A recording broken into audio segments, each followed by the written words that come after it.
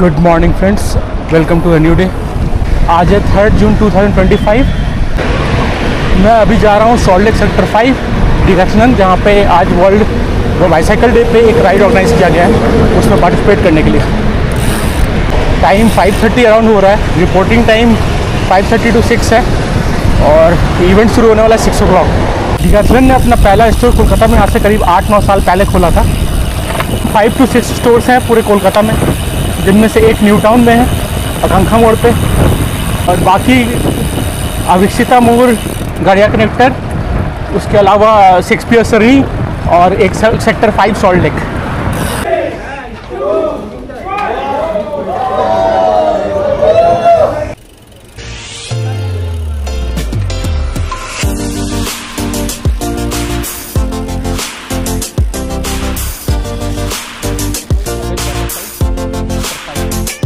अभी हम लोग पहुँचे हैं बिस्प बांग्ला गेट क्रॉसिंग, और यहाँ पे एक स्टॉपेज है राइट के बीच का।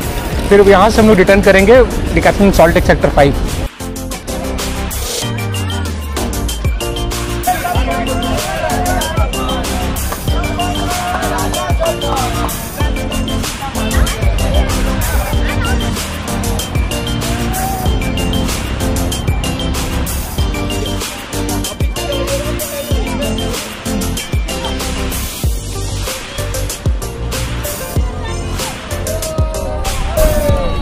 अभी लोग रिटर्न लेग स्टार्ट कर रहे हैं back to decathlon store.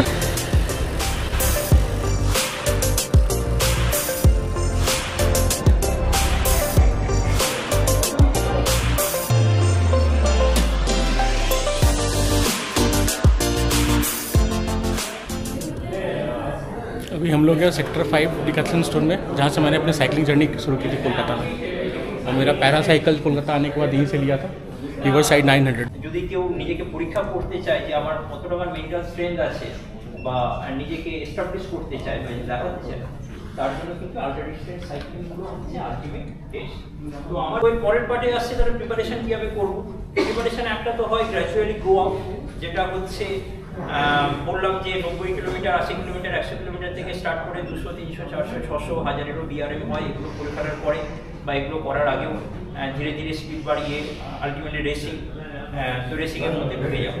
Easily digestible, যেটা খুব সহজে হজম হয়ে যায়, এরকম ফুড কন্টিনিউয়াস সাপ্লাই নিতে হবে। মানে যেখানে সাইকেল দাঁড় করাবো আমাকে হচ্ছে ওই ভাত বা রুটি, ডাল এগুলো খেতে হবে। তো আল্ট্রা ডিস্টেন্স সাইক্লিংয়ে আবার দু রকম হয়, একটা সেলফ সাপোর্টেড হয়, একটা ক্রু সাপোর্টেড হয়। ক্রু সাপোর্টেড মানে পেছনে হচ্ছে গাড়ি থাকে, তারা হচ্ছে ক্রুরা সবসময় খাবার রেডি করে রাখে, যে কোনো সময় আমি দাঁড়িয়ে বা আমি হাত বাড়ালে খাবার পাওয়া যায়, জল পাওয়া যায়, সব কিছু পাওয়া যায়। ক্রু সাপোর্টেড হচ্ছে অনেক কস্টলি, মানে আমাদের মতো যারা ইন্ডিয়ান, যারা এভারেজ ইন্ডিয়ানদের ক্ষেত্রে এই কস্টিংটা বিয়ার করা অনেক সমস্যা।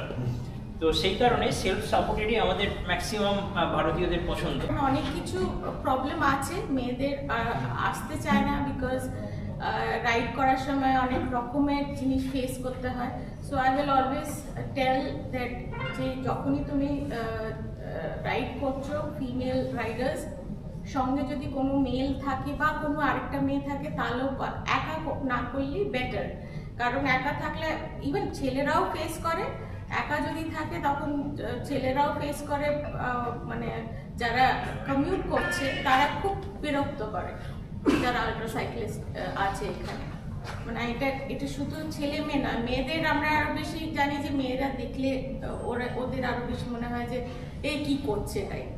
তো সেই ব্যাপারটা আছে, কিন্তু আই উইল অলওয়েজ প্রেফার যে সবসময় দুজন একসাথে করবে। সো মেয়েদের জন্য থ্যাংক ইউ অনুরাধা।